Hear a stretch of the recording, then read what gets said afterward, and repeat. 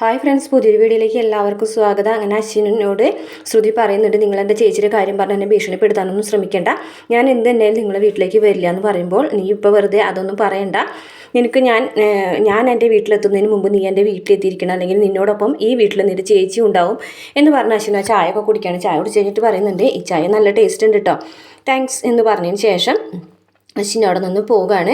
പിന്നീട് കാണിക്കുന്നത് ശ്യാമ് വീട്ടിലേക്ക് മടങ്ങി വരികയാണ്. അപ്പോൾ അഞ്ജലി വന്ന് ചോദിക്കുന്നുണ്ട്, ശ്രുതിനെ കൊണ്ടാക്കിയോ, വീട്ടിലാക്കിയില്ലേന്ന് ചോദിക്കുമ്പോൾ പിന്നെ വീട്ടിലാക്കാനല്ലേ താൻ പറഞ്ഞത്, പിന്നെ അത് ചെയ്യാതിരിക്കുമോ എന്ന് ചോദിക്കുകയാണ്.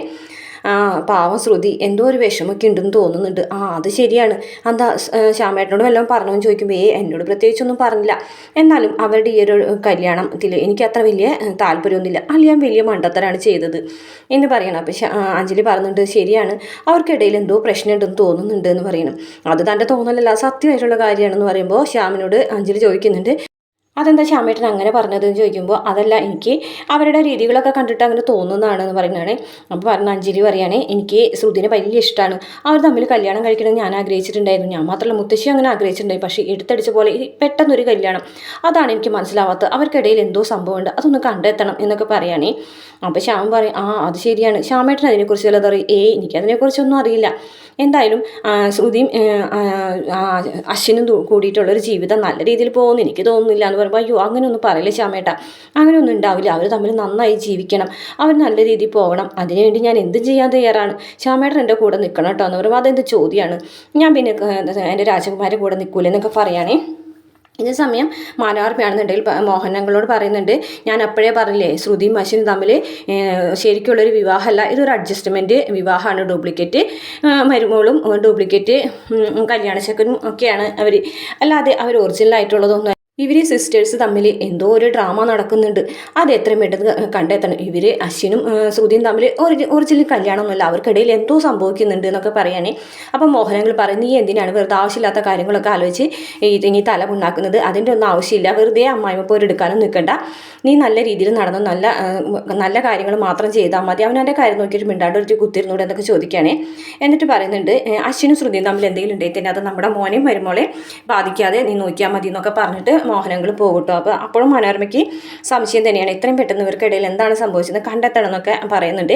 പിന്നീട് ശ്രുതി വീട്ടിലിങ്ങനെ അങ്ങോട്ടും ഇങ്ങോട്ടൊക്കെ നടന്ന് ആലോചിക്കുകയാണ് കേട്ടോ. അപ്പോൾ അമ്മയും വന്ന് ചോദിക്കുന്നത്, നിനക്ക് എന്ത് പറ്റി, എന്താണ് പ്രശ്നം എന്നൊക്കെ ചോദിക്കുകയാണ്. അപ്പോൾ ശ്രുതിയാണെന്നുണ്ടെങ്കിൽ വേഗം തന്നെ ബാഗൊക്കെ എടുത്തിട്ട് ഞാനിപ്പോൾ വരാമെന്ന് പറഞ്ഞിട്ട് അവിടെ നിന്ന് ഇറങ്ങി പോവുകയാണ്. അശ്വിൻ്റെ ഓഫീസിലേക്കാണ് പോകുന്നത്.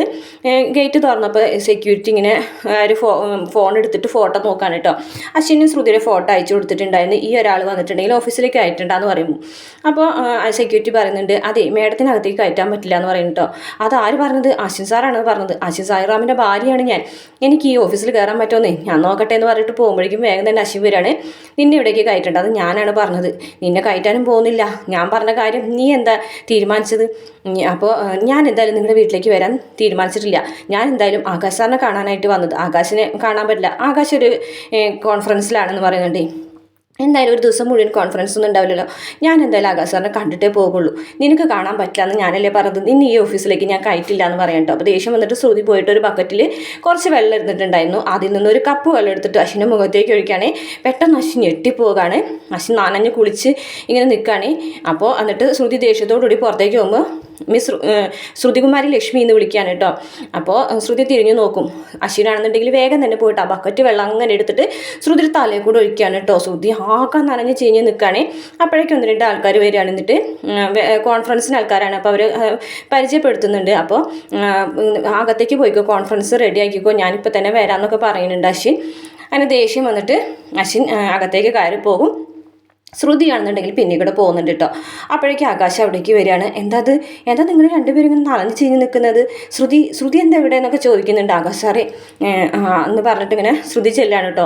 എന്താ ചേട്ടാ, എന്താ പ്രശ്നം എന്ന് ചോദിക്കുകയാണേ. അശ്വിനൊന്നും മിണ്ടാതെ തിരിഞ്ഞ് അപ്പുറത്തോട്ട് പോകും. ആ സമയത്ത് ശ്രുതി ചെന്നിട്ട് ആകാശിനോട് പറയണം, എൻ്റെ ചേച്ചിനെ ആകാശ് സാർ പൊന്നും പോലും നോക്കൂലേ, എൻ്റെ ചേച്ചിനെ എന്ത് വന്നാലും ആകാശ് സാർ ഉപേക്ഷിക്കില്ലല്ലോ, ഇല്ല ഒരിക്കലും ഇല്ല എന്ന് പറയണം. അപ്പോഴേക്കും അതെ എന്താ കാര്യം, അതെ എനിക്കൊരു കാര്യം പറയാനുള്ളത് പറയുമ്പോഴേക്കും അശ്വിൻ അവിടേക്ക് വരികയാണ് കേട്ടോ. ആകാശേ കോൺഫറൻസിന് സമയമായി, വേഗം പോകുമെന്ന് പറയാനായിട്ട്. അപ്പോഴേക്കും ആകാശ് പറയും, ശ്രുതി നമുക്ക് പിന്നെ സംസാരിക്കാം, ഞാൻ എന്തായാലും കോൺഫറൻസിന് പോട്ടെ എന്ന് പറയും. ഇപ്പോൾ അങ്ങനെ അകത്തേക്ക് പോകുന്നുണ്ട് കേട്ടോ. ശ്രുതിയാണെന്നുണ്ടെങ്കിൽ അശ്വിനെ തന്നെ ദേഷ്യത്തോടുകൂടി നോക്കി നിൽക്കണം കേട്ടോ. അപ്പം അശ്വിൻ പറഞ്ഞു എനിക്ക് ഇനിയും സമയമുണ്ട്, ഞാൻ ഇതുവരെ ഒന്നും ചെയ്തിട്ടില്ല, ഞാൻ എത്തുന്നതിനേക്കാളും മുമ്പ് നീ വീട്ടിലേക്ക് എത്തണം എന്ന് പറയുകയാണേ. ഇല്ല, നിങ്ങൾ എന്ത് പറഞ്ഞാലും ഞാൻ വീട്ടിലേക്ക് എത്തില്ല എന്ന് തന്നെ പറഞ്ഞിട്ട് ശ്രുതി തിരികെ വീട്ടിലേക്ക് പോകുകയാണ്. ഈ സമയത്ത് അശ്വിൻ്റെ അടുത്ത് ആകാശ് വന്ന് ചോദിക്കുന്നുണ്ട്, ഏട്ടാ നീ ശ്രുതിയും ഏട്ടനും തമ്മിൽ എന്തെങ്കിലും പ്രശ്നമുണ്ടോ എന്ന് ചോദിക്കുമ്പോൾ ഫാമിലി പ്രോബ്ലംസ് ഒന്നും സംസാരിക്കാനുള്ള സ്ഥലമല്ല ഓഫീസ് എന്ന് പറഞ്ഞിട്ട് അശ്വിൻ അവിടെ നിന്ന് പോകും. ഇതേ സമയം ശ്രുതി വീട്ടിലേക്ക് എത്താണ് കേട്ടോ. വീട്ടിലേക്ക് എത്തുന്ന സമയത്ത് അമ്മായി ചോദിക്കണേ നീ വീണ്ടും വന്നു ഇവിടേക്ക് എന്ന് ചോദിക്കുകയാണ് കേട്ടോ. അമ്മായി അത് പിന്നെ എന്ന് പറയുകയാണേ. അപ്പോഴേക്കും അമ്മ വരും, നീ എന്താ ആകെ നനഞ്ഞ് വിളിച്ചിരിക്കണതെന്ന് ചോദിക്കുക. അത് പിന്നെ ഓഫീസിൽ ഒരു സെലിബ്രേഷൻ ഉണ്ടായിരുന്നു, അതിൻ്റെ ഭാഗമായിട്ട് എൻ്റെ മേത്ത് കുറച്ച് കളറൊക്കെ വീണിട്ടുണ്ടായിരുന്നു, അപ്പോൾ അത് കഴുകിയപ്പോൾ ഇങ്ങനെയായി. നിൻ്റെ നിനക്ക് അങ്ങനെയൊക്കെ സംഭവിച്ചില്ലെങ്കിൽ അതിശയിക്കാനുള്ളൂ, നീ എന്തിനാണ് ഇങ്ങോട്ട് വന്നത് വീണ്ടും എന്ന് ചോദിക്കുകയാണ്. അതമ്മായി ഞാൻ പറഞ്ഞത് എൻ്റെ കണക്കൂടൽ കുറച്ച് തെറ്റിപ്പോയി, നിൻ്റെ ഭർത്താവ് ഇവിടെ നിന്നിട്ട് എന്തൊക്കെയോ പറയുന്നു പറഞ്ഞിട്ടല്ല നീ പോയത്. ശരിയാണ് ഇപ്പം പറയില്ല, പക്ഷേ ഉടനെ തന്നെ എൻ്റെ ഭർത്താവ് ഇവിടെ വന്നിട്ട് നിങ്ങളോട് കാര്യങ്ങളൊക്കെ ബോധ്യപ്പെടുത്തും. ഞാൻ തൽക്കാലം എൻ്റെ ഡ്രസ്സൊന്ന് മാറട്ടെ എന്ന് പറയുമ്പോൾ ഡ്രസ്സൊക്കെ മാറിയിട്ട് വേഗം പോകാൻ നോക്കുന്നു അമ്മായി പറയുമ്പോൾ വിഷമത്തോട് കൂടി നിൽക്കുന്ന ശ്രുതിയെ കാണിച്ചുകൊണ്ടാണ് എപ്പിസോഡ് അവസാനിക്കുന്നത്. വീഡിയോ ഇഷ്ടപ്പെട്ടാൽ മറക്കാതെ ചാനൽ ഒന്ന് സബ്സ്ക്രൈബ് ചെയ്ത് സപ്പോർട്ട് ചെയ്യണേ.